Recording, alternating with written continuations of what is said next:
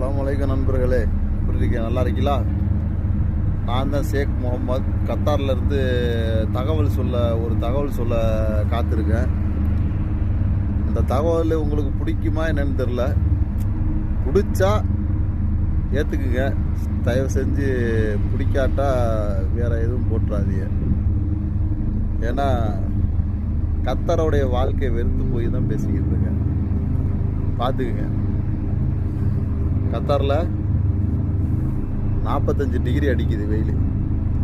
45 டிகிரின்னா அடி பிரித்து மேயுது. வெளியே வந்து தலை காட்ட முடியல. அப்படி இந்த மிளகா பழத்தை அரைச்சி தலையில் எப்படி இருக்கு அந்த மாதிரி இருக்குது, காந்துது. ஒரு நாளைக்கு 4 வாட்டி குளிக்க வேண்டியதாக இருக்குது. வேர்த்து ஓடுது. ஹியூமிடிட்டி என்னென்னா புழுங்கரிசி அவிய வைப்போம்ல, அந்த மாதிரி அவியுது பாருங்கள்.